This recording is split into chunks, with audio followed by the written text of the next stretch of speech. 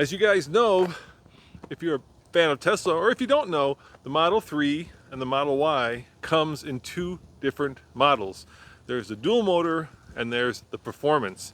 Now, one of the big differences, of course, between the two is, well, how quick they are from 0 to 60, how much range they have, but more importantly, what kind of wheels and tires you get. So with the Model Y Performance, you get these. Check them out. These are Tesla's wheels. They are, let's look at the size here, Pirelli P0s, these tires, and of course the size is 275/35 R21. And these are, well, performance tires and big wheels. In this video, we're going to talk about two things. We're going to talk about what having big wheels and tires means and what we've done to kind of change it for the winter. Because we are going to be testing a new brand of tire called all-weather tires. So let's talk about that first. Once upon a time, there were basically three kinds of tires, right? There were summer tires, which were, well, for summer, and then there were winter tires, which were used in the snow, and then there were all-season tires, which was kind of a compromise, or is kind of a compromise between summer and winter. So they afford you enough grip in potentially the winter conditions to actually be drivable, and then they of course perform relatively well in the summer, but they're not as sticky as pure summer tires, so they're kind of a compromise. But recently there is a new tire out on the market, and that is an all-weather tire. Now, the biggest difference between all-weather tires and all-season tires is that all-weather tires come with that little snowflake, which means they're snow rated. So what we wanted to do for the winter, with snow coming here in Colorado, is test a set of all-weather tires. And the other thing we wanted to do was to see basically what difference it makes by switching from, in this case, a 21-inch tire and wheel combination to a 19-inch. So our friends over at Martian Wheels here in Denver set us, before I show them to you, why don't you take a look at the difference in size from this size. Show them. I mean, the performance tires are not only wider, they are also taller and just much bigger than the new set of tires, which are the all-weathers. They're Michelin Cross Climates that we just put on the car. And our friends at Martian Wheels sent us, check it out, these wheels, which fit a performance Tesla. And keep in mind that a performance Tesla also comes with bigger brakes. So in order for you to fit a smaller wheel, you also have to have a rim that actually fits the bigger brakes.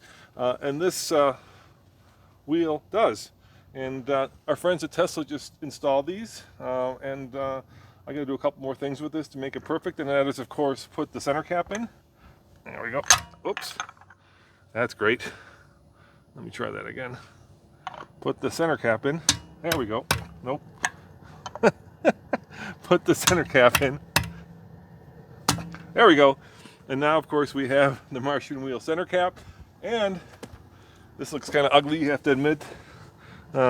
These bolts, and they come with these little bolt caps so that you get that complete blacked out wheel, or if you say rim, when you put those on. So now that we've got the smaller wheels or rims and tires with our new Michelin Cross Climate, we're going to do a series of tests. So we're going to try these tires in the snow, and we're going to find out just how good they are, and hopefully we'll try them with a dedicated pair of snow tires as a comparison to see just how well they do. You know, it's not just about the tread pattern when it comes to snow tires, it's also about, well, the compound. And the issue with snow tires, or winter tires as the manufacturers like to call them, is that this compound starts to work on winter tires at about 44 degrees.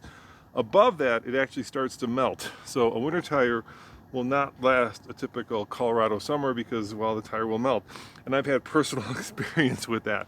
The other thing we're going to be testing is something interesting, and that is a video that our friend Jason over at Engineering Explained just published. And what he basically did, and I'll cut to the chase, so Jason, forgive me if I'm giving away the plot here, but what he did was he did a lot of math to figure out the difference in rolling resistance, in aerodynamics, when you go from a big fat tire like this one that came on the Performance to a much more narrow, smaller tire with less rolling resistance like this one.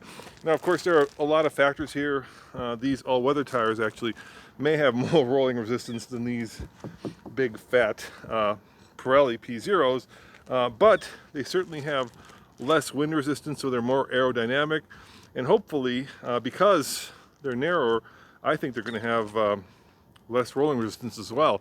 And so, to cut to the chase, for Jason's video, he figured out that by switching to a less performance-oriented, bigger tire and wheel combination to a more smaller, less wider tire, you save about, well, you gain about 10% of range. And that's a huge number. I mean, 10%, I believe this car has just under 300 miles of range from the factory. And 10% would mean that we could get over 300 miles of range. So we are going to test that and find out if indeed this smaller tire and wheel combo actually led to increased range. Now Jason in his video did the math, and he also proved that that 10% savings also leads to a lot of, well, a lot less climate producing gases, because you're actually getting, more efficiency out of what is already an efficient car, so that you're, helping to use less energy. And check out that video over at Engineering Explained. Jason, good work. And the other thing we want to do is, let me show you this. This is called unsprung weight on a vehicle. Basically, it's a lot of weight. I want to say these are about 70 pounds a piece. And to get these guys rolling takes a lot of energy. And I'm hoping that because we went to a smaller tire and wheel, this vehicle will actually become faster. So we're going to do some 0 to 60 testing to find out if by switching to something that's, well, a little bit less grippy, but a little bit more snow-worthy, we can actually get a faster 0 to 60 time. I'm not sure, because, of course, while you're getting less weight, you're also getting less grip, and that may be an issue. But with an all-wheel drive car, maybe that's not an issue. So that's something that we're also going to be interested in. But the thing that really gets me excited, besides these cool-looking Martian wheels, is, let me find it here, is, where is it? Let's look for it. Where is our little snowflake? God, they did a good job in hiding it. You see it, Alex? I can't find it. It's there, I saw it. It's a little snowflake. Oh, here it is. Yeah. So that is what I'm most excited about. I'm really curious to see how Model Y performs in the snow with these new all-weather tires. And be sure to come back to TFL Now when we actually get some more snow, and we can actually find out just how grippy these new all-weather tires are, along with all the other things I talked about. As always, this is Roman saying thanks for watching. Remember, check out all of our YouTube channels for independent and honest reviews. See you guys next time. Ciao.